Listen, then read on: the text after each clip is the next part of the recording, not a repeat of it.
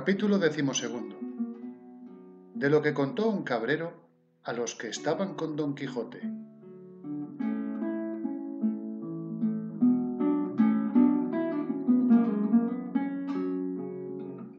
Estando en esto, llegó otro mozo de los que les traían de la aldea el bastimento, y dijo: ¿Sabéis lo que pasa en el lugar, compañeros? ¿Cómo lo podremos de saber? Respondió uno de ellos. Pues sabed, Prosiguió el mozo, que murió esta mañana aquel famoso pastor estudiante llamado Grisóstomo, y se murmura que ha muerto de amores de aquella endiablada moza de Marcela, la hija de Guillermo el Rico, aquella que se anda en hábito de pastora por esos andurriales. Por Marcela dirás, dijo uno. Por esa digo, Respondió el cabrero.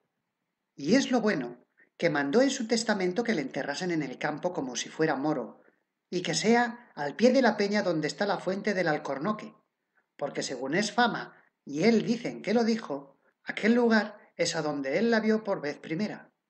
Y también mandó otras cosas, tales que los abades del pueblo dicen que no se han de cumplir, ni es bien que se cumplan, porque parecen de gentiles. A todo lo cual responde aquel gran su amigo Ambrosio, el estudiante, que también se vistió de pastor con él, que se ha de cumplir todo sin faltar nada, como lo dejó mandado Grisóstomo.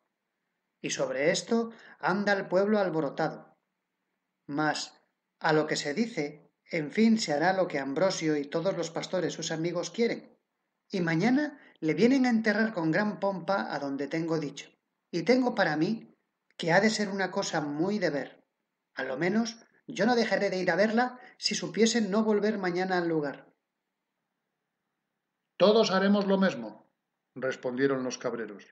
Y echaremos suertes a quien ha de quedar a guardar las cabras de todos. Bien dices, Pedro, dijo uno, aunque no será menester, usad de esa diligencia, que yo me quedaré por todos.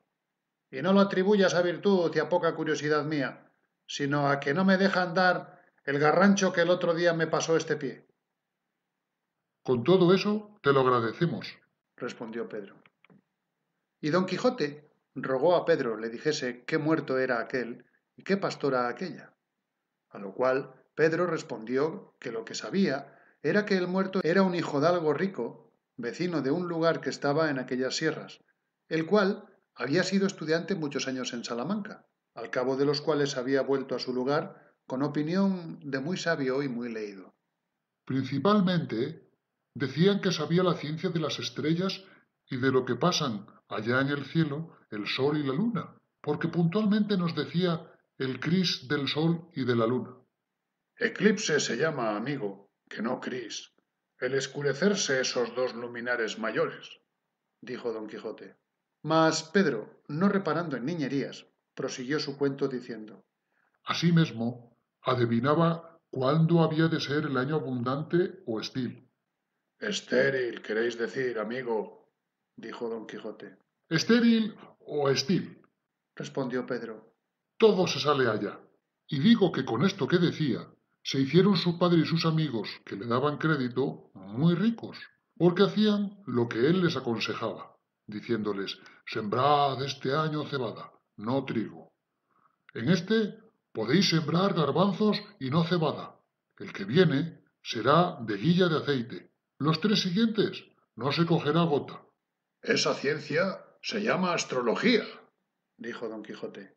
No sé yo cómo se llama, Replicó Pedro. mas sé que todo esto sabía y aún más.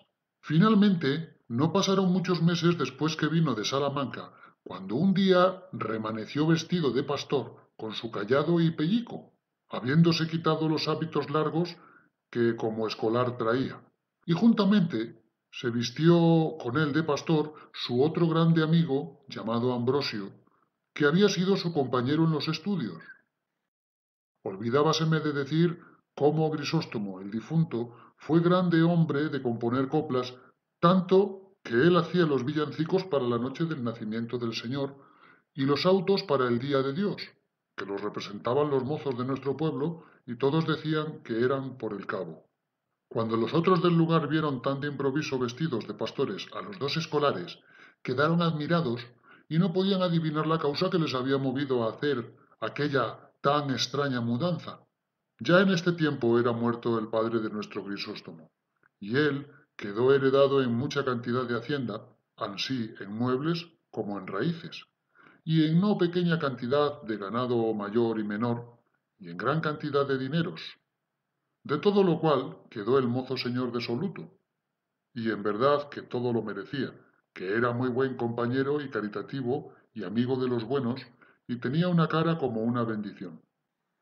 Después se vino a entender que el haberse mudado de traje no había sido por otra cosa que por andarse por estos despoblados en pos de aquella pastora Marcela que nuestro zagal nombró denantes, de la cual se había enamorado el pobre difunto de Grisóstomo. Y quiero os decir agora, porque es bien que lo sepáis, quién es esta rapaza. Quizá, y aun sin quizá, no habréis oído semejante cosa en todos los días de vuestra vida, aunque viváis más años que sarna. Decid, sarra, replicó don Quijote, no pudiendo sufrir el trocar de los vocablos del cabrero. Harto vive la sarna, respondió Pedro. y si es, señor, que me habéis de andar zaheriendo a cada paso los vocablos, no acabaremos en un año. Perdonad, amigo, dijo don Quijote, que por haber tanta diferencia de sarna a sarra, os lo dije, pero vos respondistes muy bien, porque vive más sarna que sarra. Y proseguid vuestra historia, que no os replicaré más en nada. Digo pues, señor mío de mi alma, dijo el cabrero, que en nuestra aldea hubo un labrador aún más rico que el padre de Grisóstomo, el cual se llamaba Guillermo, y al cual dio Dios, amén de muchas y grandes riquezas, una hija de cuyo parto murió su madre, que fue la más honrada mujer que hubo en todos estos contornos. No parece sino que ahora la veo, con aquella cara que del un cabo tenía el sol y del otro la luna, y sobre todo hacendosa y amiga de los pobres, por lo que creo que debe de estar su ánima a la hora de ahora gozando de Dios en el otro mundo. De pesar de la muerte de tan buena mujer, murió su marido Guillermo, dejando a su hija Marcela, muchacha y rica en poder de un tío suyo sacerdote y beneficiado en nuestro lugar. Creció la niña con tanta belleza que nos hacía acordar de la de su madre, que la tuvo muy grande, y con todo eso se juzgaba que le había de pasar la de la hija. Y así fue que, cuando llegó a la edad de 14 a 15 años, nadie la miraba que no bendecía a Dios que tan hermosa la había criado, y los más quedaban enamorados y perdidos por ella. Guardábala su tío con mucho recato y mucho encerramiento, pero, con todo esto, la fama de su mucha hermosura se extendió de manera que, así por ella como por sus muchas riquezas, no solamente de nuestro pueblo, sino de los de muchas leguas a la redonda y de los mejores de ellos, era rogado, solicitado e importunado su tío se la diese por mujer. Mas él, que a las derechas es buen cristiano, aunque quisiera casarla luego, así como la había de edad, no quiso hacerlo sin su consentimiento, sin tener ojo a la ganancia y granjería que le ofrecía el tener la hacienda de la moza, dilatando su casamiento. Y a fe que se dijo esto en más de un corrillo en el pueblo, en alabanza del buen sacerdote. Quiero que sepa, señor andante, que en estos lugares cortos de todo se trata y de todo se murmura, y tened para vos, como yo tengo para mí, que debía de ser demasiadamente bueno el clérigo que obliga a sus feligreses a que digan bien de él, especialmente en las aldeas. Así es la verdad, dijo don Quijote, y proseguid adelante, que el cuento es muy bueno, y vos, buen Pedro, le contáis con muy buena gracia. La del señor no me falte, que es la que hace al caso. Y en lo demás sabréis que, aunque el tío proponía a la sobrina y le decía las calidades de cada uno en particular de los muchos que por mujer la pedían, rogándole que se casase y escogiese a su gusto, jamás ella respondió otra cosa, sino que por entonces no quería casarse, y que por ser tan muchacha no se sentía hábil para poder llevar la carga del matrimonio. Con estas quedaba, al parecer justas excusas, dejaba el tío de importunarla y esperaba a que entrase algo más en edad y ella supiese escoger compañía a su gusto, porque decía él, y decía muy bien, que no habían de dar los padres a sus hijos estado contra su voluntad. Pero hételo aquí, cuando no me cato, que remanece un día la melindrosa Marcela hecha pastora, y sin ser parte su tío ni todos los del pueblo que se lo desaconsejaban, dio en irse al campo con las demás zagalas del lugar, y dio en guardar su mesmo ganado.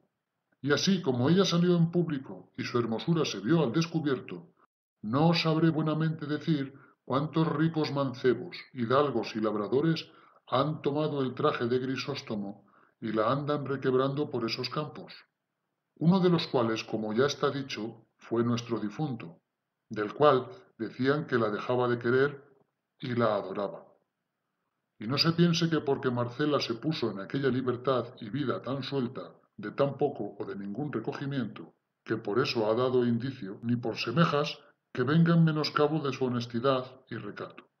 Antes es tanta y tal la vigilancia con que mira por su honra, que de cuantos la sirven y solicitan, ninguno se ha alabado ni con verdad se podrá alabar que le haya dado alguna pequeña esperanza de alcanzar su deseo, que, puesto que no huye ni se esquiva de la compañía y conversación de los pastores, y los trata cortés y amigablemente, en llegando a descubrirle su intención cualquiera de ellos, aunque sea tan justa y santa como la del matrimonio, los arroja de sí como con un trabuco.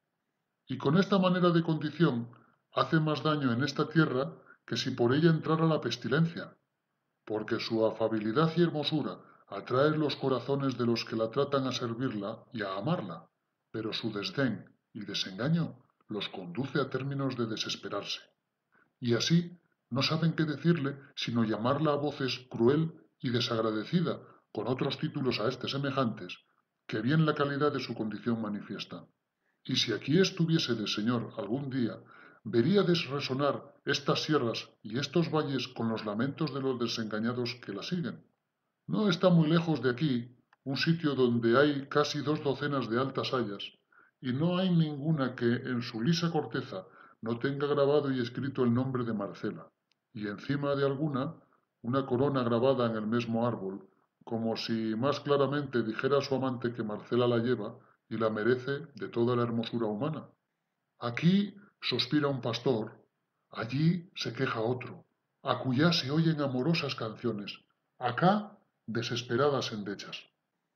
¿Cuál hay que pasa todas las horas de la noche sentado al pie de alguna encina o peñasco, y allí, sin plegar los llorosos ojos, embebecido y transportado en sus pensamientos, le halló el sol a la mañana? ¿Y cuál hay que, sin dar vado ni tregua a sus suspiros, en mitad del ardor de la más enfadosa siesta de verano, tendido sobre la ardiente arena, envía sus quejas al piadoso cielo? Y de este, y de aquel, y de aquellos, y de estos, libre y desenfadadamente triunfa la hermosa Marcela. Y todos los que la conocemos estamos esperando en qué ha de parar su altivez y quién ha de ser el dichoso que ha de venir a domeñar condición tan terrible y gozar de hermosura tan extremada. Por ser todo lo que he contado tan averiguada verdad, me doy a entender que también lo es la que nuestro zagal dijo que se decía de la causa de la muerte de Grisóstomo. Y así, os aconsejo, señor, que no dejéis de hallaros mañana a su entierro, que será muy de ver, porque Grisóstomo tiene muchos amigos, y no está de este lugar aquel donde manda enterrarse media legua. En cuidado me lo tengo, dijo don Quijote, y agradezcoos el gusto que me habéis dado con la narración de tan sabroso cuento. ¡Oh! Replicó el cabrero. Aún no sé yo la mitad de los casos sucedidos a los amantes de Marcela, mas podría ser que mañana topásemos en el camino algún pastor que nos los dijese. Y por ahora, bien será que os vais a dormir debajo de techado, porque el sereno os podría dañar la herida, puesto que es tal la medicina que se os ha puesto, que no hay que temer de contrario accidente.